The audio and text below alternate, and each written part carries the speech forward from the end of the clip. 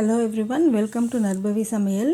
இன்றைக்கி சூப்பர் ஃபாஸ்ட்டாக ஈஸியாக செய்யக்கூடிய வெங்காய தக்காளி கடைசல் எப்படி செய்யலான்னு பார்க்கலாம். அதுக்கு தேவையான பொருட்கள்: 2 பெரிய வெங்காயத்தை நீட்டமாக மெலிசாக கட் பண்ணிக்கோங்க. ஒரு 4 to 5 நல்ல பழுத்து பெரிய தக்காளியாக எடுத்து கட் பண்ணி தனியாக வச்சுக்கோங்க. இது கூட 15 to 20 பல் பூண்டு, 2 பச்சை மிளகாய், ஒரு கொத்து கருவேப்பிலை.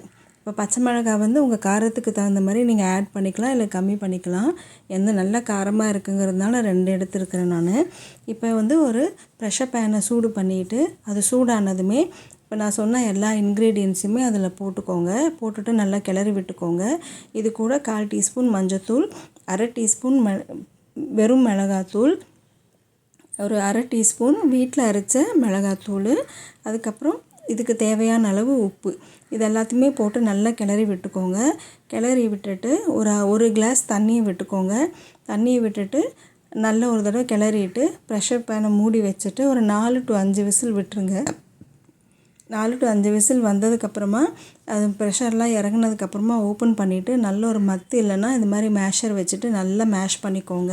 இந்த தக்காளியெல்லாம் நல்லா மசிஞ்சிடணும். அதுக்கப்புறமா ஒரு கடாயை சூடு பண்ணிவிட்டு ஒரு 2 to 3 டேபிள் ஸ்பூன் எண்ணெய் விட்டுக்கோங்க. எண்ணெய் நல்லா காஞ்சதுமே கடுகு உளுந்து போட்டு அது பொரிஞ்சதுமே ஒரு டீஸ்பூன் அளவுக்கு இல்லைன்னா 1/2 டீஸ்பூன் சீரகம் போட்டுக்கோங்க. சீரகம் நல்லா பொரிஞ்சதுமே ஒரு கொத்து கருவேப்பிலை போட்டு தாளிச்சுக்கணும். தாளித்ததுக்கப்புறமா நம்ம கடைஞ்சி வச்சுருந்த தக்காளி இதெல்லாமே இதில் ஊற்றிக்கணும். ஊற்றிட்டு நல்லா கிளறிக்கோங்க. அது நல்லா கொஞ்சம் கொதிக்கட்டும். அது நல்லா கொதித்ததுக்கப்புறமா இன்னொரு ஒரு கிளாஸ் தண்ணி விட்டுக்கோங்க. இந்த ஸ்டேஜில் உப்பு பத்தலை அப்படின்னா இன்னும் கொஞ்சம் உப்பு போட்டுக்கணும். போட்டுட்டு நல்லா கொதிக்க விடுங்க. ஸோ இந்த ஸ்டேஜ்லேயே நீங்கள் பார்த்துக்கோங்க. உங்களுக்கு இந்த தக்காளி கடைசல் ரொம்பவும் கெட்டியாக இருக்கக்கூடாது, ரொம்பவும் தண்ணி மாதிரி இருக்கக்கூடாது.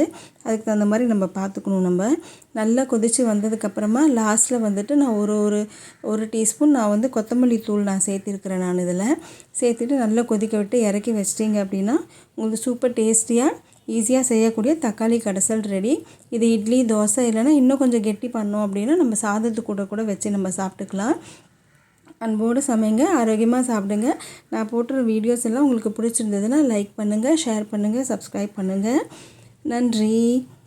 இதில் லாஸ்ட்டில் இது எப்படி செய்யணுங்கிறது எல்லா டிஸ்கிரிப்ஷனில் உங்களுக்கு மெஷர்மெண்ட்ஸு, செய்முறை எல்லாமே நான் கொடுத்துருக்குறேன். நீங்கள் பின்னாடி நீங்கள் செக் பண்ணிக்கலாம். செக் பண்ணி செஞ்சு பார்த்துட்டு எப்படி இருக்குன்னு சொல்லுங்கள். நன்றி.